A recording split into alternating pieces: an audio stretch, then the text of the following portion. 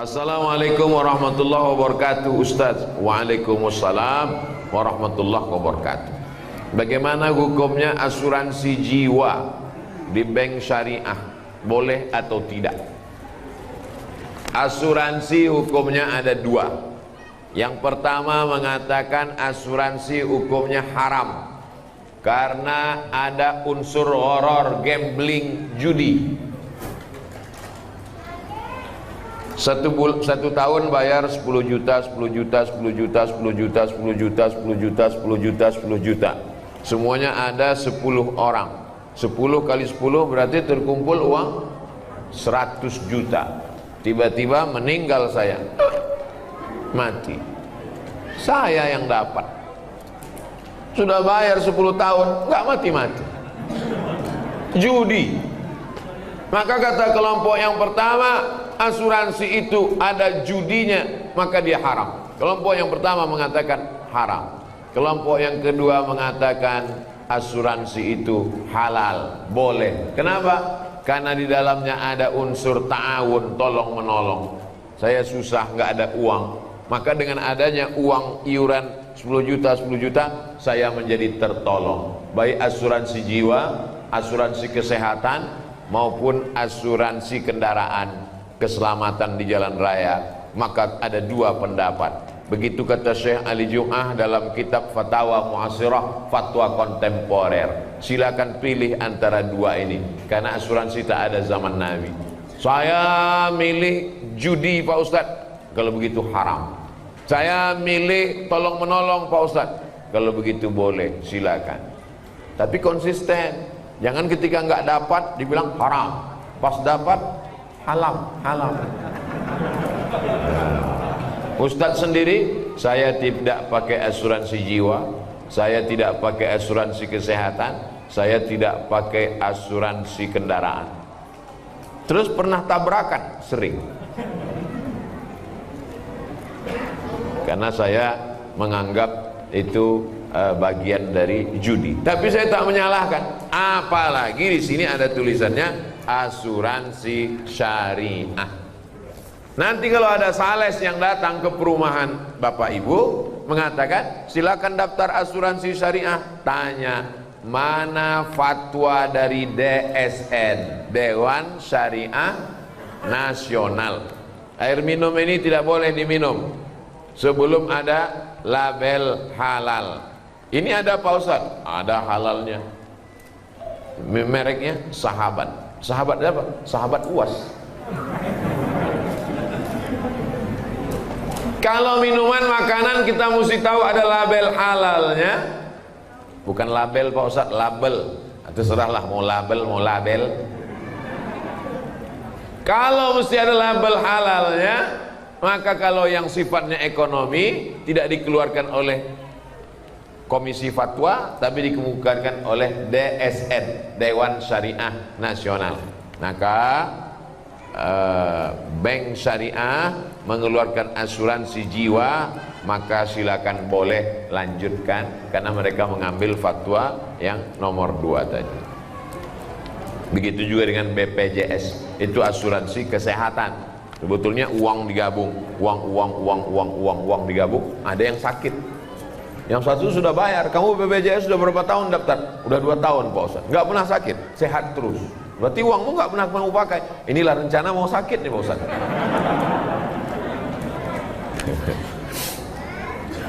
Assalamualaikum Pak Ustaz. Waalaikumsalam warahmatullahi wabarakatuh. Saya bekerja di swasta. Sebagian besar saham dimiliki non-muslim dan saya menerima gaji setiap bulan.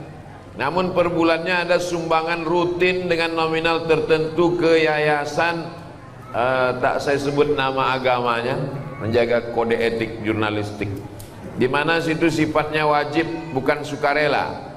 Apakah kami nanti di akhirat saat dimintai pertanggungjawaban kemana uang sumbangan ini? Bagaimana hukumnya bekerja di perusahaan non-muslim? Pertanyaan ini ada 2, pertanyaan bercabang. Pertanyaan pertama, apa hukum kerja di tempat non-muslim? Nabi punya menantu namanya Sayyidina Ali bin Abi Thalib, menantu Nabi. suami dari anaknya Sayyidatuna Fatimah. Pindah ke Madinah, kerja di rumah orang Yahudi. Kerjanya menimba air orang Yahudi. Susah, nggak ada duit, ngambil upah menimba air. Dilaporkan ke Nabi, ya Rasulullah, Ali kerja di rumah orang Yahudi. Apa kerjanya? Menimba air. Nabi tidak larang. Itu hukum boleh bekerja di tempat non muslim selama tidak terkait masalah akidah. Kalau sudah terkait masalah akidah, dilarangnya untuk sholat, wajib ikut ritual dia. Wala ana abidu ma'abattum wala antum abiduna ma'abud lakum dinukum. Tak boleh. Bekerjanya kalau tidak ada hukum terkait dengan akidah boleh. Yang masalah nomor 2 adalah nyumbang.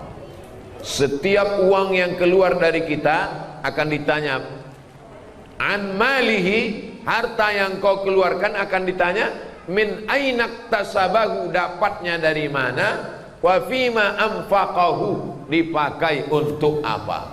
Kalau umur pertanyaannya satu, umur kemana kau habiskan. Kalau ilmu pertanyaannya satu, sudahkah kau amalkan. Kalau badan pertanyaannya satu, sudah kau pakai untuk apa kaki dan tangan, mata, telinga, lidah. Tapi kalau harta pertanyaannya 2, dapatnya dari mana, dipakai untuk apa. Dapatnya dari mana? Halal, kerja. Tapi dipakai untuk apa? Jangan-jangan dipakai untuk program keagamaan. Tapi Pak Ustadz, saya kerja di situ, pemegang sahamnya mereka. Kalau saya keluar dari sini, nanti saya tidak. Kalau ada tempat kerja lain yang kira-kira selamat daripada nyumbang untuk program agama, boleh.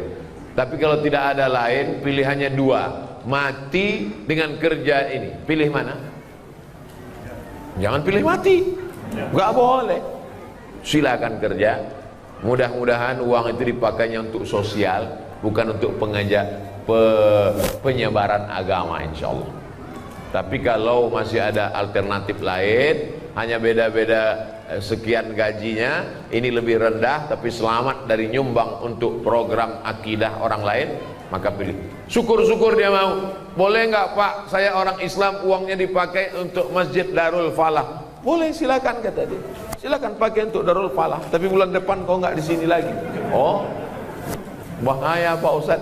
Nah, itu hukum darurat membolehkan yang terlarang. Ad-darurat tubihul mahzurat. Demikian, wallahu a'lam bishawab.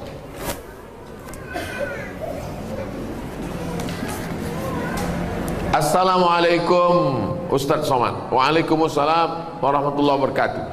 Kalau punya hutang sholat bertahun-tahun, bisa nggak dibayar ketika sholat rawatib? Tidak satu, dan tidak boleh mengerjakan sholat sunat. Pertanyaannya 2, bercabang juga. Dulu akil baliknya umur 10 tahun. Umur 10 tahun akil balik, mulai wajib sholat. Lalu dia tidak sholat, dia belum hijrah, nggak ngaji. Lalu kemudian sekarang baru dia sholat. Saya baru sholat Pak Ustadz. Kapan? Subuh tadi. Umur berapa sekarang? 40. Berarti 30 tahun tidak sholat. Maka sholat-sholat yang lama selama 30 tahun itu dia qadha. Qadha artinya ganti. Qadha bukan tempat cuci tangan, itu kobo.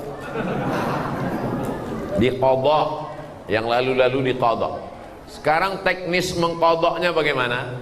Selesai satu sholat langsung qadha. Habis maghrib nanti langsung qadha. Maghrib yang pertama dengan imam itu namanya ada. Usolli fardhul maghribi thalatha raka'atin adaan. Setelah maghrib dia qadha. Usolli fardhul maghribi thalatha raka'atin qadaan. Salat. Habis isya juga dia qadha. Berapa lama? Selama salat itu dia tinggalkan. 30 tahun Pak Ustaz. Di qadha 2022, lunas 2052. Kalau meninggal 2040, alhamdulillah bonus pemutihan. Saya nggak percaya nih sama Ustadz Somad ini. Mana dalil qadha? Dalil qadha tulis aja di Google Yang nulis tentang kodok kawan saya, sahabat saya. Buat sholat kodok Ustadz Sarwat. Ustadz Sarwat, beliau punya rumah fikih. Kodok sholat yang terlewat Ustadz Ahmad Sarwat LCMA, www.rumahfikih.com. 4 mazhab mewajibkan kodok. Tapi jangan gara-gara ini besok bapak cuti 1 bulan mengkodok 3 tahun. Teknis kodok sama seperti sholat biasa. Habis sholat subuh dengan imam 2 rakaat, habis itu kodok. Tapi jangan di masjid, di rumah, karena tidak ada ba'diyah subuh. Khawatirnya kalau dibuat di Darul Falah, selesai sholat jamaah berbisik, aliran sesat. Oke, setelah jelas tentang kodok, habis selesai kodok, apakah boleh ba'diyah? Boleh. Sebagaimana boleh ba'diyah setelah sholat jenazah. Ada jenazah masuk, lalu kemudian ayo jenazahnya disolatkan. Apakah setelah sholat jenazah masih boleh ba'diyah? Ya. Kenapa lebih didahulukan sholat jenazah? Karena ba'diyah waktunya panjang, sedangkan sholat jenazah lebih cepat, lebih baik. Jadi kalau ada orang meninggal pagi, jangan sampai besok pagi baru dikebumikan. Paling bagus hari itu juga. Boleh orang dimakamkan malam, boleh. Boleh dikuburkan malam. Nah ini kalau bisa jangan sampai tunggu besok pagi, karena jenazah itu kalau sudah 24 jam mulai dia berubah, karena usus mulai membusuk dan lain sebagainya. Apalagi kalau ada dia kena penyakit menular, mulai mengeluarkan bakteri. Nanti orang yang memandikan tamu yang melayan. Ini menyadarkan kita, rumah-rumah kita, yang beli kita, pakai duit kita. Tapi kalau kita sudah mati, tidak ada sejengkal pun di rumah itu yang mau menerima kita. Kita hanya setumpuk daging busuk yang akan menjadi santapan cacing tanah. Bersedekahlah untuk Masjid Darul Falah. Silakan transfer ke nomor berikut ini. Itu tadi tentang qada salat. Tidak boleh mengerjakan sholat sunat, tetap boleh sholat sunat. Orang yang belum selesai qadanya tetap sholat sunat duha, tetap sholat sunat tahajud, tetap sholat sunat qabliyah dan ba'diyah. Jangan nanti kamu nggak sholat sunat, saya masih banyak utang. Enggak, tetap sholat sunat. Assalamualaikum warahmatullahi wabarakatuh, Ustaz. Waalaikumsalam warahmatullahi wabarakatuh. Apabila orang tua kita melakukan kesalahan, bagaimana cara kita menasehatinya? Orang tua tidak bisa dinasehati, karena orang tua tidak pernah melihat kita sebagai orang besar. Di mata orang tua, kita tetaplah anak kecil yang baru pandai berjalan. Jadi kalau kita ceramahi orang tua, dia bukan dengar, dia melihat kita sebagai lucu. Aku lucu ngelihat ente, anak kecil kok pandai ngomong. Jadi kalau kita mau ngasih tahu orang tua, pakai lidah orang lain. Kalau di tengah keluarga ada orang yang lebih tua yang dia hormati, melalui lidah dia. Kalau dia punya ada ustadz yang dia dengar, kiai, kalau dia hormat kepada Habib, pakai lisan, pinjam. Ustadz Somad, ya, ibu saya senang dengar ceramah Ustadz, tapi dia masih suka ceritakan aib orang. Kira-kira kalau ustadz yang ngomong nanti dia dengar, kalau saya ngomong dia marah. Ustadz mau nggak nanti di masjid judul ceramahnya sampaikan bahaya bicara aib orang lain? Oh boleh, bahaya bicara aib orang lain. Selesai pengajian datang ibunya, Ustadz tadi dibisiki anak saya ya. Saya termasuk ustadz yang ceramahnya nggak bisa dipesan. Saya menyampaikan apa yang saya mau. Saya tidak mau menyindir-nyindir orang melalui pengajian. Jadi kalau ada orang tuanya tidak sholat, jumpakan saya. Saya jumpa, Pak, Bapak sudah tua. Nanti Bapak kalau mati, tempat Bapak neraka jahanam. Cepat-cepat sholat. Saya kalau diundang ke kantor, dipesan, Ustadz ceramah tolong jangan singgung-singgung masalah jilbab, karena istri kepala dinas belum berjilbab. Nah, saya bahas itu. Yang tidak pakai jilbab, neraka jahanam tempat. Makanya banyak tempat ceramah wal awwalu wal akhir.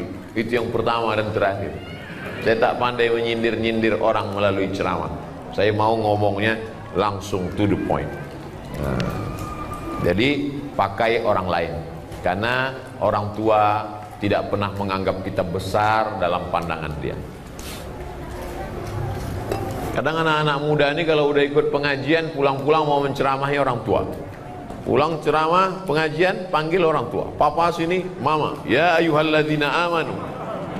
Oh, nggak bisa begitu. Dia lebih banyak makan asam garam dari kita. Karena banyak makan asam garam, itulah maka darah tingginya kuat.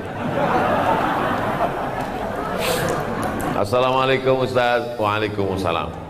Bagaimana sikap kepada saudara yang murtad?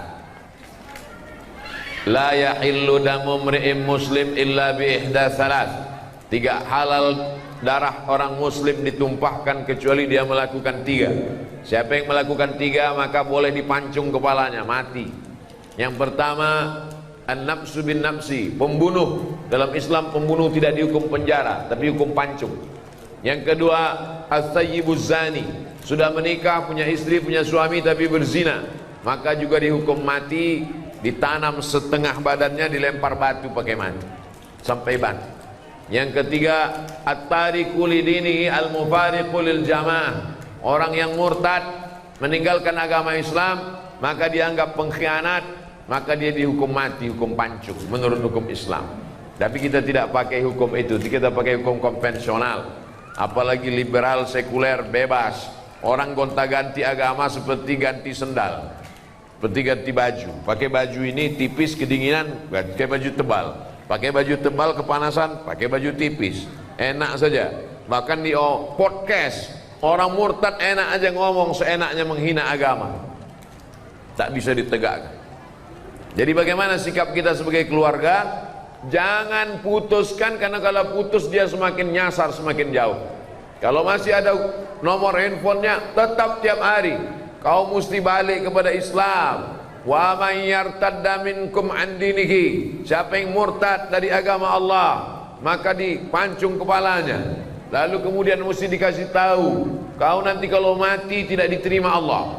Wa may yabtaghi ghairal islami dina, siapa yang mencari agama selain Islam, falan yuqbala minhu, maka dia tidak akan diterima Allah. Wa huwa fil akhirati minal khasirin, di akhirat termasuk orang rugi, karena masuk neraka khalidina fiha abada, kekal selamanya.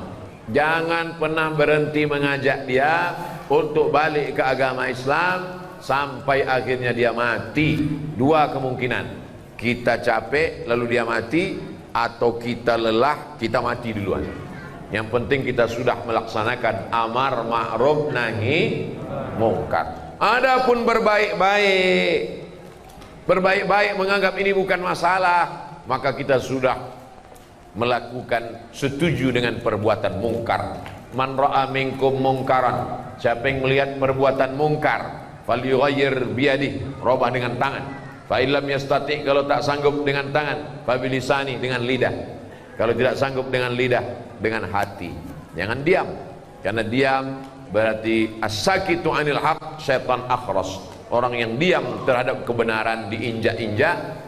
Orang minum khamar aja kita tak boleh diam. Innamal khamru khamar, wal maisir judi, wal ansab menyembelih binatang untuk berhala, wal azlam mengundi nasib, rijsun najis min amali syaitan, perbuatan syaitan. Fajtanibu, jauh. Apalagi yang lebih hebat daripada zina, lebih hebat daripada minum khamar, apa dia? Murtad. Nauzubillah. Mudah-mudahan Allah selamatkan keluarga, tetangga, anak cucu kita dari murtad ini. Luar biasa gerakan pemurtadan sekarang. Dinikahi, pura-pura masuk Islam, setelah punya anak dia ancam, kalau kamu mau tetap suami saya, ikut agama saya. Kalau kamu tidak mau, saya tinggalkan. Perempuannya tidak kerja, tidak ada duit, takut, akhirnya murtad. Pemurtadan dengan cara nikah, pura-pura masuk Islam, robah KTP, habis itu punya anak 1, murtad, tak terhitung jumlahnya. Makanya anak-anak ibu kalau pacaran, lihat dulu agamanya. Jangan karena mobilnya lalu dinikahkan, jangan karena pekerjaannya, karena PNS-nya, karena jabatannya, rugi. Allah selamatkan. Tidak apa-apa kejam-kejam, marah-marah sedikit, lebih baik daripada nanti menangis di akhir masa. Kakek-kakek, nenek-nenek umur 70 tahun datang ke kantor Basnas. Waktu itu saya dewan sosialisasi Basnas. Ustadz Somad nggak usah ikut rapat. Kenapa Pak Ketua? Ustadz itu ada mau orang konsultasi. Ada apa Pak? Anak saya perempuan nikah dengan non muslim, dia mau alaf masuk Islam. Setelah anak 3 dia murtad. Sekarang 5 keluarga saya murtad Pak Ustadz. Anak saya, mantu saya, cucu saya 3. Saya waktu itu ragu mau ngasih tahu tegas, siapa yang murtad? Saya takut saya gitu dua-duanya meninggal. Saya bilang bapak pulang aja ke rumah, makan enak, banyak-banyak zikir, banyak-banyak doa, mudah-mudahan Allah balikkan hatinya. Sudah tak tertolong lagi, bagaimana caranya? Ini berawal dari kenapa bisa anak nikah dengan orang tidak seakidah. Karena gara nonton sinetron, gara-gara nonton artis infotainment. Beda agama nggak apa-apa. Dalam Islam tidak bisa. Dalam Islam yang pertama kali dilihat adalah agamanya. Tungkahul mar'atu li arba', perempuan dinikahi karena 4. Limaliha karena hartanya, wali hasabiha karena keturunannya, wali jamaliha karena kecantikannya. Tapi pandang yang keempat, fazfar bidzatid din, lihat agamanya. Taribat yadaka, kau akan selamat. Kalau mau mencari menantu laki-laki, idza ja'akum man tardawna dinahu, kalau ada orang yang meminang anakmu, maka yang pertama kau lihat din, agamanya, wa khuluquhu, akhlak. Ini mentang-mentang ada orang minang anak, begitu dibuka gorden dilihat mantu mobil baru, oh ini dia sesuai dengan istikharahku tadi malam, istikharah cinta. Oh inilah calon mantu kita. Padahal suaminya udah ngasih tahu, ojo ke susu bu, inilah dia. Ternyata setelah dinikahi seminggu murtad dia, dunia tak dapat, akhirat tak dapat. Menangis anak pulang meleleh air mata, mama kenapa? Mobilnya kredit. Dunia tak dapat, akhirat melayang. Nauzubillah. Mesti tanya-tanya, mesti resek, mesti cerewet demi keselamatan anak. Yang sudah terjadi apa boleh buat. Nasi sudah jadi tai ayam. Orang sudah murtad, ibu cerita bubur juga lagi.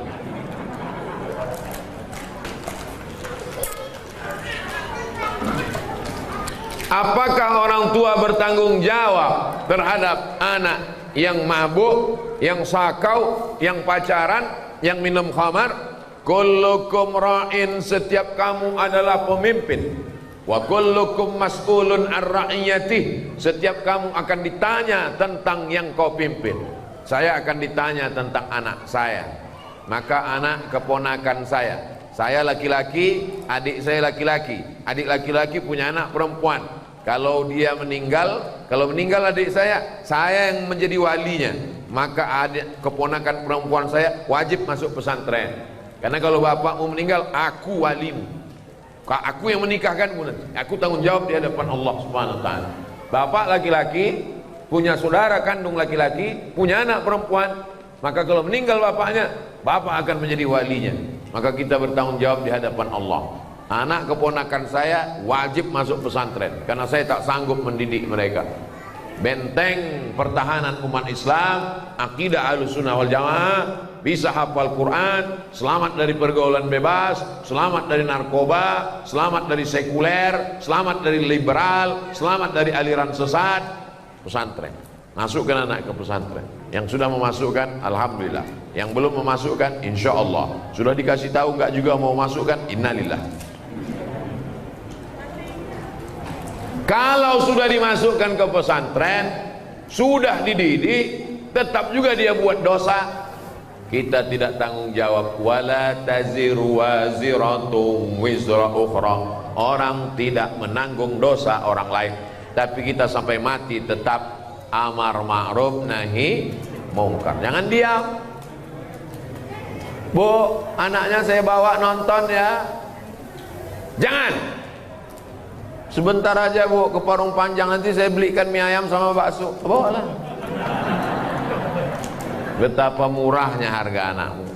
Padahal kau mengandungnya 9 bulan 10 hari. Di Parung Panjang ngandung masih 9 bulan 10 hari. Alhamdulillah. Di tempat lain ada yang 3 bulan lahir. Menyusukannya 2 tahun. Meregang nyawa melahirkannya. Kenapa dibiarkan sia-sia?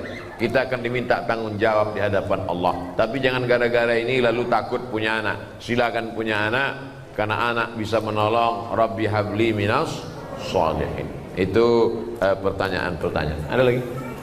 Habis. Itu baik.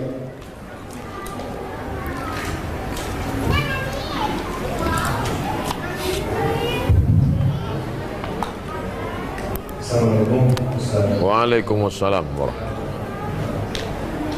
Saya meminta kalau saya ini bijaksana, khususnya buat saya, umumnya buat orang ini diambil ilmunya Ustaz. Terus yang saya mau tanyakan ini Ustaz, kita ini tinggalkan di lingkungan itu sangat heterogen Ustaz. Mau di agama sebenarnya. Ini pertanyaan pribadi gitu.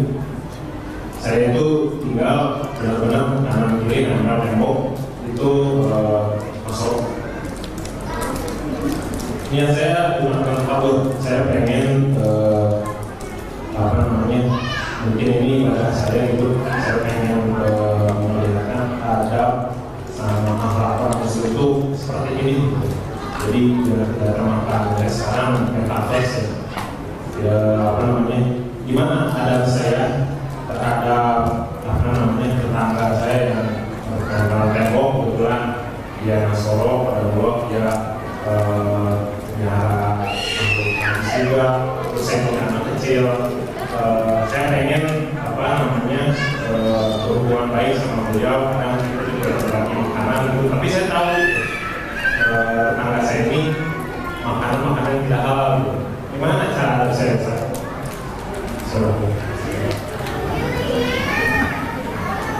Saya bertetangga dengan non-muslim sampai kelas 6 SD.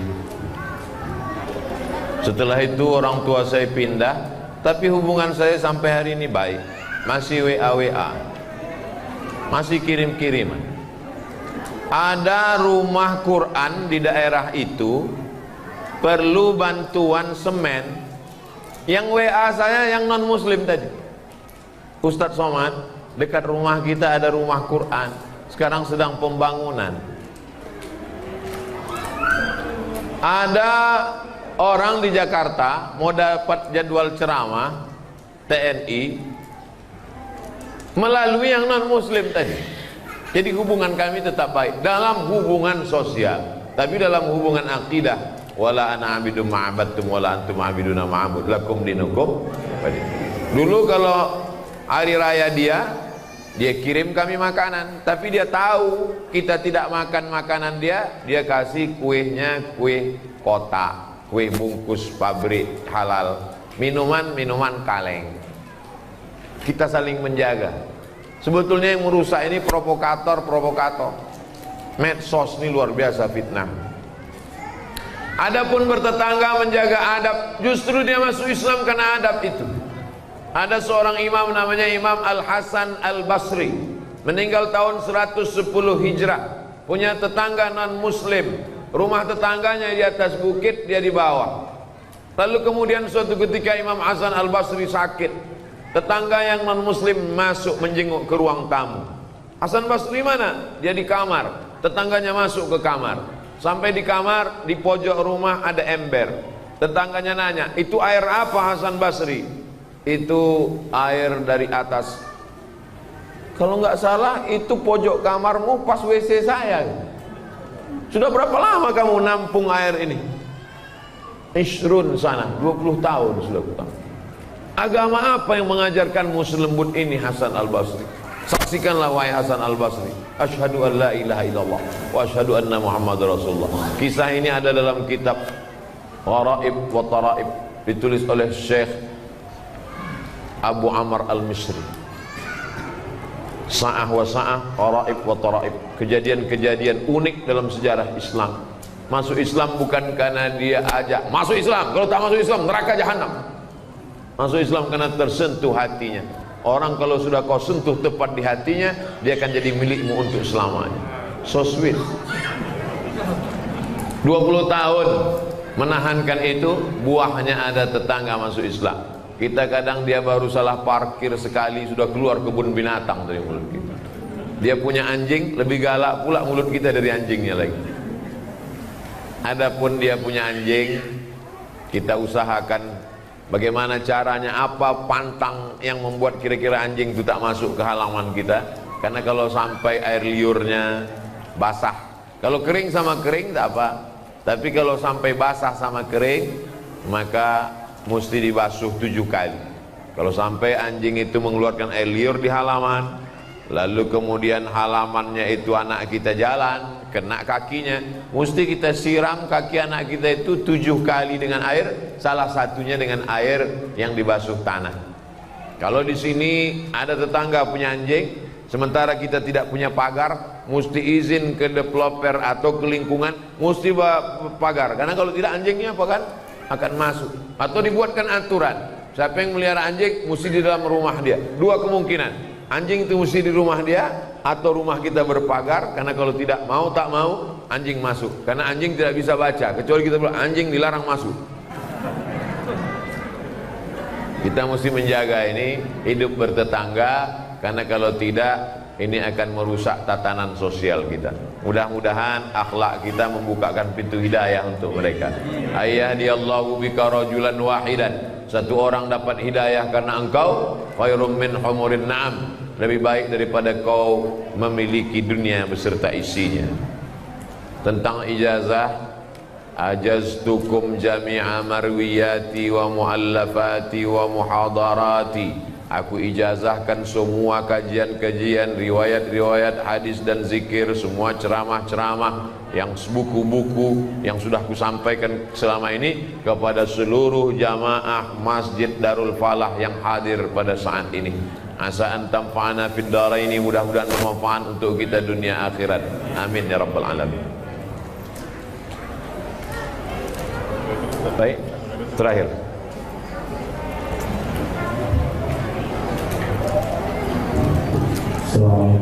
Waalaikumsalam warahmatullahi wabarakatuh. Bagi dewasa, utamanya juga kepada ibu, bukan pada riwayat ketika seorang lelaki ingin berjihad, tapi di mana saya itu sangat jawab, dia Rasul menyuruh dia untuk pergi ke merawat ibunya dengannya untuk berjihad. Artinya utamanya itu sangat luar biasa di perkara Islam. Pertanyaannya adalah ketika misalnya saya mengingat di rumah ibu saya pada saat sholat subuh, ada keinginan saya untuk sholat di masjid, tapi ibu saya sangat ingin sekali berjamaah dengan saya di rumah. Mana yang lebih utama? Saya tetap jalan ke masjid atau saya mengingatkan ibu saya untuk berjamaah di rumah? Terima kasih. Waalaikumsalam warahmatullahi wabarakatuh. Datang seorang laki-laki menjumpai Nabi Muhammad SAW. Ya Rasulullah, izinkan aku perang jihad fisabilillah, aku mau mati syahid.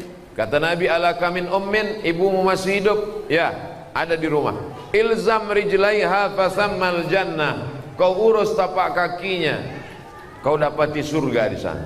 Kalau telapak kakinya kau urus, kau dapat surga. Apalagi kalau kau urus kepalanya, tangannya, badannya, makannya, pakaiannya. Yang masih punya ibu, bersyukurlah. Kalau ibunya sudah meninggal, bersedekah. Saat ummi matat, emakku sudah mati ya Rasulullah, apa tasaddaqu anha, kalau aku bersedekah apakah pahalanya sampai untuk almarhumah? Kata Nabi, sampai. Ayu sadaqatu afdal, sedekah apa yang paling afdal? Saqyul ma, memberikan air minum. Bapak ibu yang sanggup belikan air minum kotak, sedekahkan untuk pengajian. Yang tak sanggup, buatkan sumur bor. Oh, lebih mahal Pak Ustaz. Rame-rame, satu sumur bor 2 juta, iuran dengan keluarga di pondok pesantren, mengalir pahalanya. Bagaimana kalau ibu di rumah, nginap di rumah ibu, ibunya mau sholat subuh berjamaah, sementara anaknya mau sholat subuh ke masjid? Menurut mazhab Hambali, sholat subuh berjamaah, sholat berjamaah ke masjid hukumnya wajib. Berbakti kepada orang tua juga wajib. Kalau ketemu dua yang wajib, bagaimana? Lihat, di rumah itu ada tak orang lain. Kalau di rumah itu anaknya 10, perempuan 9, 1 laki-laki, maka dia tetap pergi ke masjid. Maka nanti setelah pulang ke masjid, dia tetap berbakti kepada ibunya. Tapi kalau dia anak tunggal satu-satunya, tak ada pembantu dan siapapun juga dalam rumah itu, kalau dia pergi dikhawatirkan terjadi sesuatu, maka yang wajib ini lebih dikedepankan daripada dia pergi ke masjid. Menurut mazhab Syafi'i, solat berjamaah ke masjid fardu kifayah. Menurut mazhab Maliki, solat ke masjid adalah sunnat muakkad. Andai bertemu dua yang wajib, maka dilihat mana yang lebih kuat di antara keduanya. Kalau anak tunggal sendirian, tak ada orang lain yang menjaga, maka wajib kau bersama ibumu, karena dikhawatirkan akan terjadi sesuatu. Sedangkan di masjid solat berjamaah tetap ada imam dan makmum, sehingga solat tetap terlaksana. Kalau sampai masjid Darul Falah ini kosong, tidak ada orang solat berjamaah, satu perumahan ini istahwadat alaihimus syayatin, satu perumahan ini diganggu setan. RT-nya kesetanan, RW-nya kesetanan, masyarakatnya kesetanan. Insya Allah kita solat berjamaah di masjid. Amin ya rabbal alamin. Untuk segala kebaikan, mudah-mudahan kita semuanya istiqomah, menjadi lebih baik daripada sebelumnya. Yang sakit-sakit diangkat penyakitnya, yang terlilit hutang ditolong lepas dari riba, anaknya menjadi anak yang soleh dan solehah, keluarganya sakinah mawaddah warahmah. Ala hazihin niyah. Al-Fatihah.